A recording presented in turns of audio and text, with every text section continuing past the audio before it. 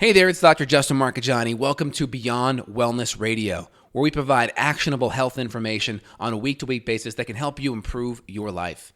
Feel free to head over to justinhealth.com, where we have various opt-in video series on more in-depth health topics such as female hormones, thyroid, and gut health. Also, while you're there, feel free and schedule a consult with myself, Dr. J, and or my colleagues. We're available worldwide to provide natural health support for any of your major health issues. Again, welcome to the podcast and enjoy the show. And we are live. It's Dr. J here in the house with Evan Brandt. Today we're going to be talking about using binders to help detoxify.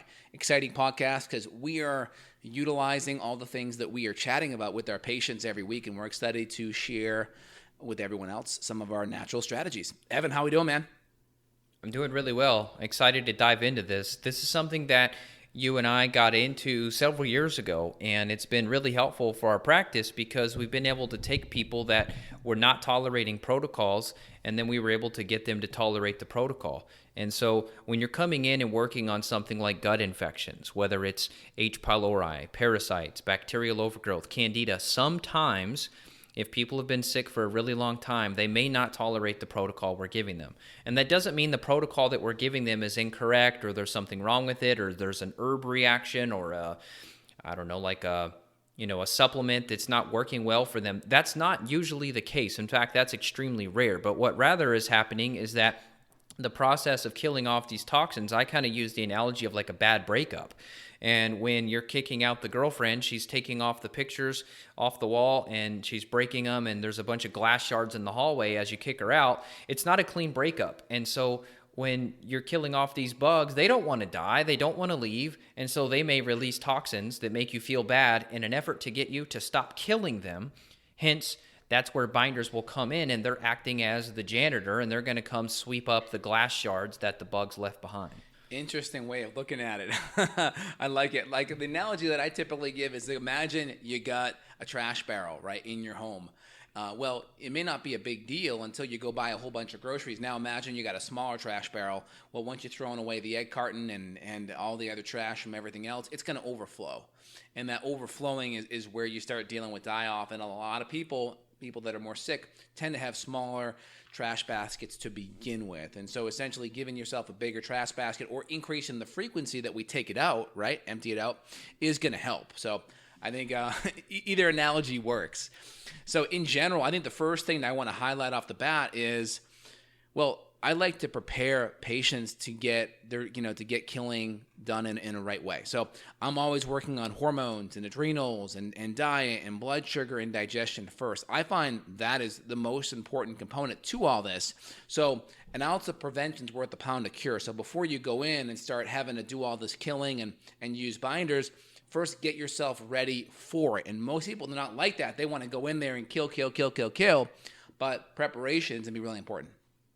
Yeah, and it sounds really attractive, and people, they get really excited when they find pathogens on a test. So we're going to run a comprehensive stool panel, we're going to run an organic acids test, and we're going to be jumping on a call with someone to discuss the lab results. And then they're going to say, oh my God, I have to get this stuff out of me. I knew I had parasites. I knew I had this. I knew I had that. And then they're ready.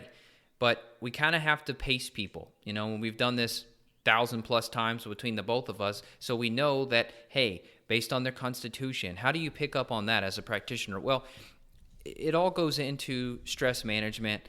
What's in their bucket of stress? Are they going through a divorce? Are they moving cross-country? Are they a teacher? Are they working overtime? Are they a CEO? Are they not sleeping well? Are they doing too much alcohol? Those things are going to make us say, well, you know what? We probably can't go full strength with this person, or if we do, we're going to need to come in and bring in the binders. And the binders are these tools that they can be used in isolation, and we often use those in isolation. However, the majority of the time, we're going to be using them as just part of a protocol, meaning maybe during the day, we're going to be killing bugs, and then maybe at night, we're going to be using binders. Or maybe first thing in the morning when they're fasted, and we know fasting increases the excretion of toxins, including mold and mycotoxins. Maybe we have someone do a binder first thing in the morning at 6 or 7 a.m. when they wake up, and they don't eat until 8 or 9 when they take their killing herbs, something like that. So there's a lot of ways to work these into the protocol, and it kind of depends on the person. It depends on the constitution. It depends on whether it's a kid or an adult. But these are amazing tools, and we'll break it down here in a minute. Yep, I like that. I think that makes a lot of sense. So one of the first things we can do to help a die-off is decrease inflammation. We know agglutination happens or cells become really sticky when there's a strong inflammatory environment. So like imagine walking in your kitchen and like the floor is really sticky. It's like, oh, you're like creeping around, that icky feeling on your feet. That's kind of what happens when you're inflamed and you start doing detoxification. Your body's just all inflamed. Things aren't moving. Things are sticky. And we want to keep things loose and flowing and slippery. So the first thing kind of in preparation for all this is getting the inflammation down. So one of the things that I love doing for die-off support, we talked about it before. One, we've already worked on the diet, right? Inflammation's down, food allergens out, digestion's better. We're working on sleep. We're working on hydration. Getting your hydration up is super important, right? Every time you consume water, you're diluting the amount of toxins in your body, all right, significantly. And so solution to pollution is dilution, high quality filtered water, reverse osmosis, or some kind of really good filtered spring water. Maybe add some extra minerals in so you're getting some minerals too. Add in some ginger tea. Ginger is natural anti-inflammatory, and it's also a natural anticoagulant, so it prevents things from sticking. You could do ginger tea. Burdock tea is also really good. That's a good starting place so that things are moving, your cells aren't clumping up and sticking together. And then from there, that's where it's a good place to maybe add in some binders. So a good first binder would be a really good activated charcoal, especially ones that are kind of more coconut shell based, at bedtime, 2 hours after food and supplements. So it's kind of in your bloodstream. It's kind of filtering things out. It's not binding up to all your food and all the nutrients in your food unless you want to because you're eating some bad food. That's a good first starting point to kind of get you moving. Yeah, let's break down charcoal just a little bit so people understand what it is. They hear it, but they're picturing maybe the charcoal, petroleum-based block that your dad used to put lighter fluid on and burn them down and put them in the grill, and then you cook some hot dogs as a kid or something. Yeah, totally. That's not the charcoal we're talking about. So basically what they're going to do is they're going to heat these coconut shells. That's going to be the best. And basically they're decomposed coconut shells. So they're at a very, very, very high temperature, and then they're going to combine it with oxygen to, quote, activate the charcoal. And then what happens is, if you were to look at it under a microscope, you've got millions and millions and millions of what they would call micropores on the surface of the charcoal. And it's, when people say bind, it sounds like a magnet, but it's really not. It's called an adsorbent agent. And so you've got picture. You had it right. So it's not like a sponge. It's more like a magnet. Yeah, right. So it's like but it's a weak magnet. Right. Is my point about the magnet is it's weak, meaning that you actually can create a herx if you do too much charcoal, for example. So I did it personally. When I went really high dose, like 8-10 capsules several times a day of charcoal, I started to get just a little off, like I was detoxing too much. And so I found, yes, it is kind of a magnet, but it's a weak one, meaning that if you picture like the lava rock, that's probably the best example in a big form that people can visualize is those lava rocks. Maybe you had that was like old school landscaping. I know as a kid we had lava rocks in the front of our house. And so the lava rock, you saw these tiny little holes in it, and that's kind of the charcoal, but at a bigger level. And so let's say it's mycotoxins or heavy metals or pesticide, whatever else is kind of in those little holes. But remember, you still have to move this microscopic lava rock with the toxins on through the intestinal tract. And if you have a leaky gut, some of those things can kind of fall off the lava rock and then go back into the bloodstream, which is why you can herx even from binders alone. And so this is a really important point I want people to know, because more is not always better when it comes to binders. So sometimes you can only handle 1 cap of charcoal 3 times a day. Some people can handle more than that. 100%. So you're kind of highlighted a couple things. What's the mechanism? Well, there's going to be an adsorbent mechanism. Think adsorbent, more magnet. Absorbent, more like a sponge, right? Absorbent sponge, adsorbent, more magnet. Again, we want to take it after food and supplements so we don't bind up nutrition. I like starting it at bedtime, so it's working overnight, because a lot of how we detoxify happens around 1 to 3 a.m. And so I like having it in the intestinal tract when the liver and gallbladder dump. That way it's there binding stuff up and we can excrete it better. Now, one of the big side effects of activated charcoal and binders is constipation. So I always tell my patients, make sure your bowel movements are regular before you go into killing and use any binders, because if we're adding things that could slow down the motility more, well, that's a problem. Now, it'll at least help pull toxins in, but it's still going to be slowing down your body's ability to get toxins out of your intestinal tract. So that's not good. So if that's the case, we're going to be adding in things to help move our intestinal tract and make sure we're passing all of our bowel movement out in 24 hours or less, 18 to 24 hours. So we have that effective mechanism of elimination working. So first check is like hydration. Second check is making sure your bowel movements are working. And then if they're not, we're going to be adding things in to make sure our intestinal tract is moving appropriately before we add in binders. And if we have side effects of constipation with the binders, we're going to be adding more support to keep the bowels moving.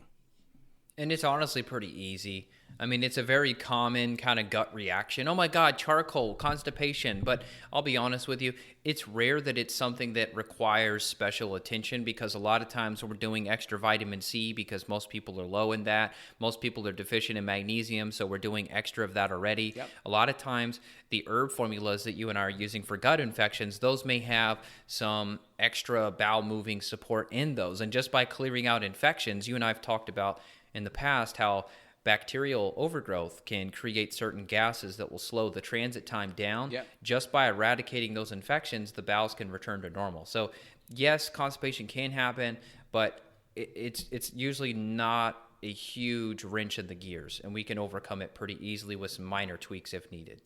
Yeah, exactly. So it can go either way. Some people, when they get inflamed, they're pulling a whole bunch of water in to flush things out. If you're more prone to be constipated, you just have to be mindful of it. That's why when we're adding in binders, we're doing it like one capsule at a time. So there's no big jump. Where people get into trouble is they just kind of come in there with a higher dose, or they jump too fast. And that's where the problem comes in. And again, like Evan mentioned, some of the herbs that we give may have a really good laxative effect, or really help the intestinal migrating motor complex work well. If not, I'll be using special things like magnesium and things like that to keep the intestinal tract moving.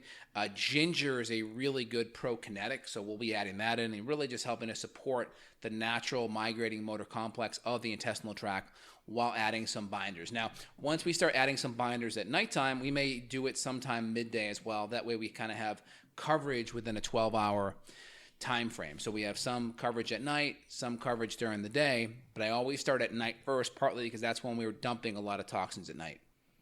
Yeah, and let me just address this concern real quick, and then we'll move on to my next favorite binder, which is chlorella. So just like, oh, charcoal, constipation, people go, oh, charcoal, mineral depletion. I've talked with a guy named Neil Nathan who wrote a great book called Toxic. I often recommend people buy that to look into binders. He has worked alongside a guy named Dr. Michael Gray, who's a toxicologist. I believe he's out of Arizona. He's a guy who's been working on treating mold for decades.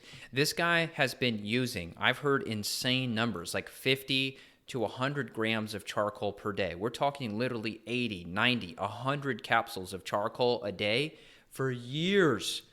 And there's never been an issue of mineral depletion ever. Wow. So his kind of argument after I probed him on that question was, well, what about mineral depletion? He goes, well, so what if you lose 1 or 2% of minerals? If you're getting 98% of your nutrition and minerals still, the pros outweigh the cons in the sense that you're removing toxins that are affecting hormones, the brain, the liver, the kidneys. So he's like, yeah, maybe you lose a couple percent, but it's never been something that's caused like a heart attack because you lost so much potassium or anything crazy like that. Yeah, you're just going to be taking it away. You're going to be just taking it away from it, so that's going to mitigate most of it. If you're taking activated charcoal with your food all the time, yeah, maybe you have a problem. But you're going to be, you're going to be getting a lot of minerals in your water and food throughout the day. And then you're going to start by taking it at night when you're not overly hydrating anyway, and at least 2 hours after you've eaten. So it's not that big of a deal. And so, yeah, as long as you time it up right, I just think that's a moot point for sure.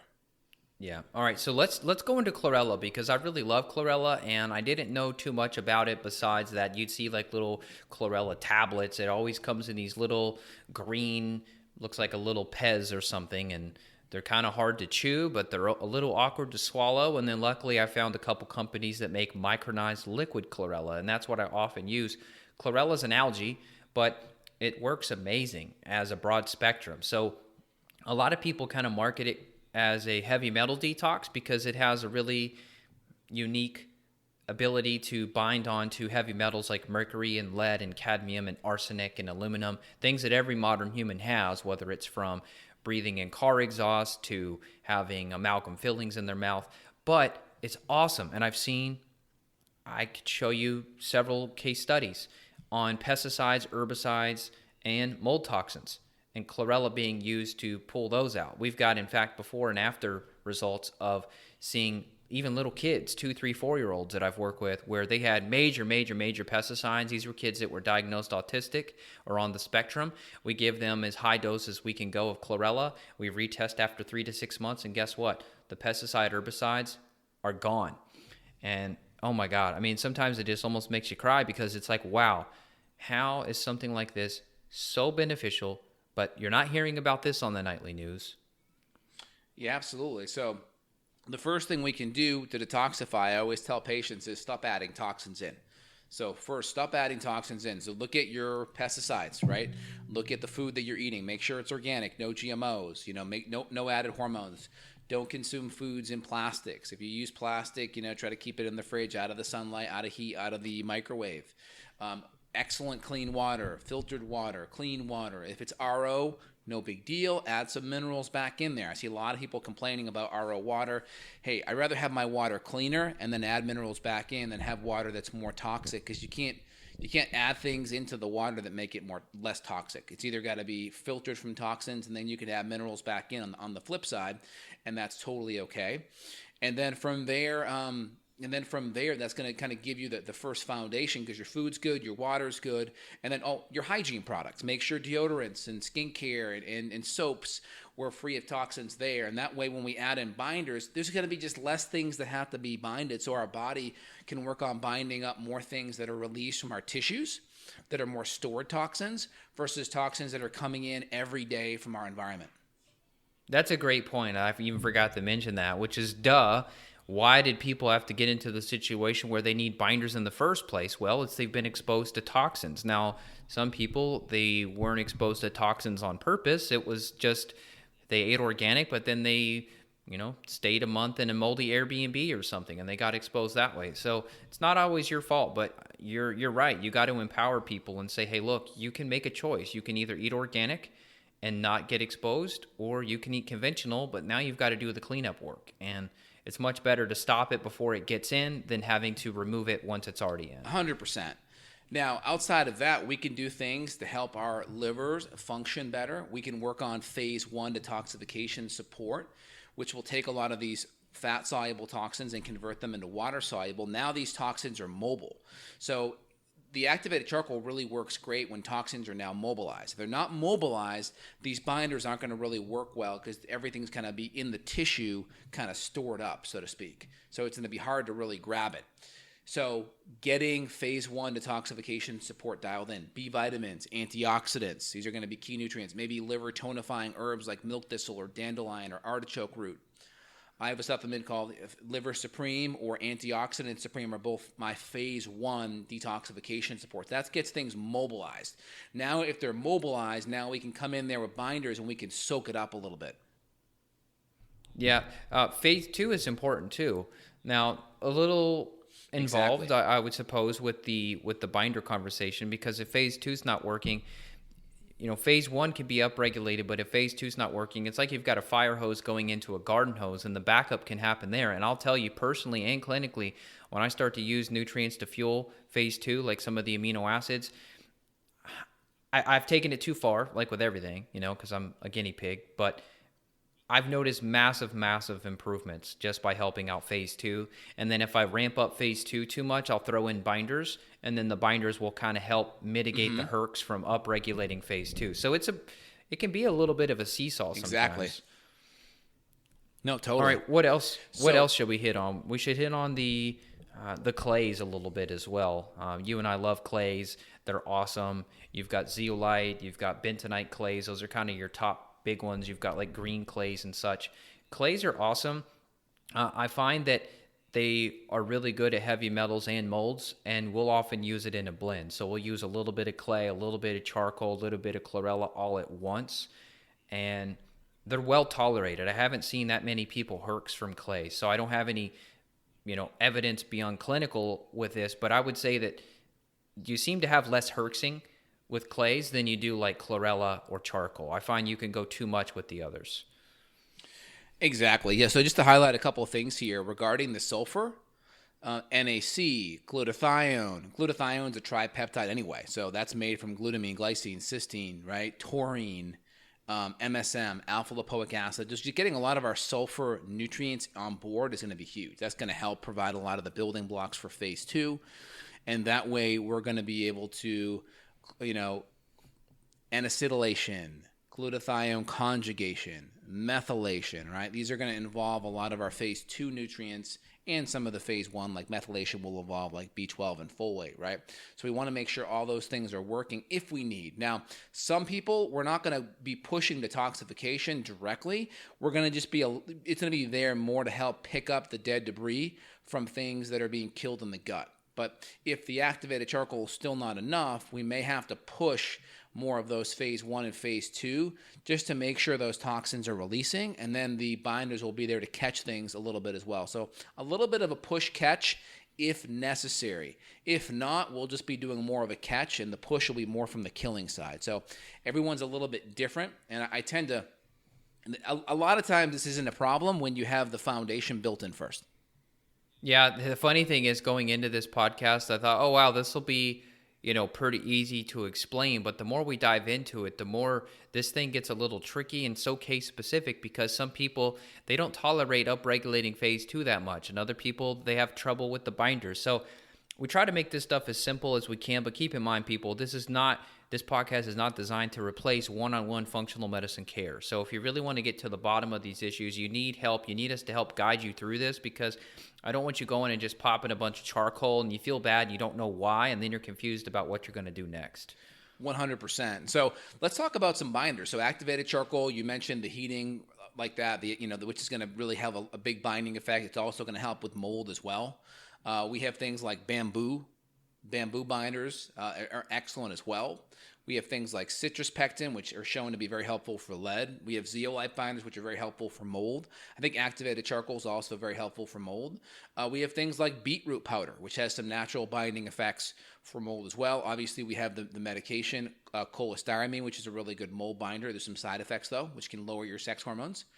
Fulvic minerals, which have some mold and some binding effects too. Any comments on the different kinds of binders, Evan? Oh, chlorella, more on the metal side, more for mercury though, more in the intestinal tract. Anything else? Yeah, the cholestyramine is strong stuff. I used it, and man, I tell you, it works, but I do believe that it affected my gut negatively. I do believe that. Now, I don't know if that's a direct influence, or was it a byproduct of dragging mycotoxins out of the system? I'm not too sure, but I would try to tell people, don't use the prescription binder unless you absolutely have to, and you're just so miserable you can't get yourself out of the rabbit hole with it. It's not necessary for most.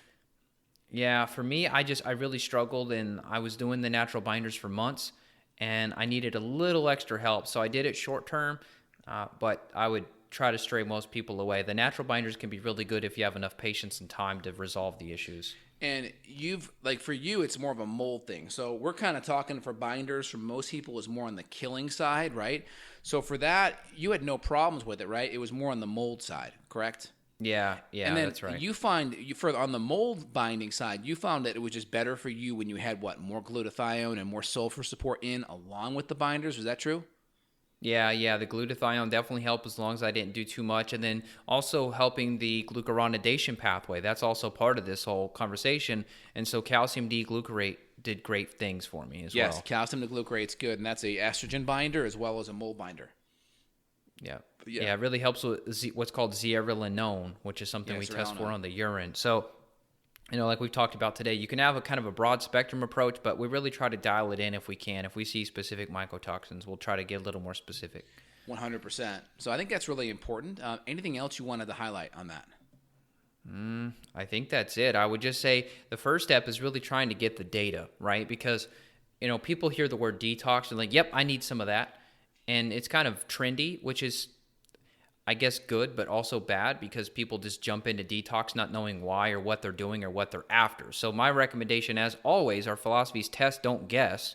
and figure out, what do you have that you're detoxing? Do you have a heavy metal burden? Let's find out. Do you have a mycotoxin burden? Do you have pesticides and chemicals? Do you have all that? Okay, great. Now let's make a plan to go after these things. So like I said, don't just run to Whole Foods, buy coconut charcoal, and take it if you don't know why you need it. I prefer people have a reason. 110%. I totally agree. So a couple things, right? So number one, people say detoxification, right? Well, number one, you're always detoxifying. The question is, are you detoxifying at 100%? Are there enough toxins and stressors in the environment that are impairing your detoxification, where certain toxins are accumulating in your body more than are being eliminated? So number one, you're always detoxifying. Number two, it's more optimizing your detoxification systems. Also, number three, people that talk about cellular detox, that's marketing garbage, okay? Detoxification is happening at a cellular level. It's called their cytochrome P450 oxidase pathways. That's happening biochemically at a cellular level. Amino acids, vitamins, minerals, nutrients, these pathways are being upregulated all the time. That's happening at a cellular level. So when people talk about cellular detox, that's just marketing hooey. Anything you do to help detoxification, just drinking more water, guess what? You're enhancing cellular detoxification just by you decreasing inflammation. You having really good nutrition in your food, you're enhancing cellular detoxification. Okay, so don't get caught up with a lot of these marketing buzzwords. Yeah, unfortunately, detox is probably the most, what would you say, maybe sleazy, snake oily type part of functional medicine. Yeah, it is for sure. And I think a lot of the time it is because people come at it from, that's the first step. So they're taking people and they're just trying to upregulate these pathways right out of the gates. And if people have gut issues and they've been nutritionally deficient for a while and they have a lot of toxins that they're consuming food-wise or in their life, yeah, they can really feel crappy and sick. So it's probably the last thing I do out of the gates, again, specifically, right? We're always detoxifying. So if I see a patient and I don't hit detoxification specifically with those nutrients, but I get them drinking better, cleaner water and get them going organic and get them pooping every day, I am enhancing their detoxification like tenfold, just doing that alone. Yep. I mean, it's just funny. I guess it gets a little cheesy because that's one of the few things that your average person who knows nothing about functional medicine knows about is the word detox. They probably heard it before their friend drinking detox tea or something silly like that. Right. And then you have like the master cleanse detox, right? Which is, hey, that's cool. You're giving your digestive system a break and you're not necessarily detoxifying when you do that. I mean, you're not enhancing nutrition. You're enhancing fasting and autophagy, and that can help with stem cells, and that can help detoxify a little bit because you're fasting. So detoxification is a little bit higher there, but you're not specifically pushing those pathways. Most of those benefits happen because you're not consuming a whole bunch of food allergens. People feel better doing a master cleanse. It's typically because their diet usually isn't that great. So when they go on a master cleanse, they're avoiding a lot of those foods that are inflaming them all the time. The more healthy your food is when you go to a cleanse, you're kind of like, oh, well, it isn't that big of a deal because your food's already really of high quality. Yep. Yeah, silica's on the list too. There are small nutrients. I mean, there's boron, there's trace minerals. Some could argue may be helpful. Yeah, molybdenum can be helpful.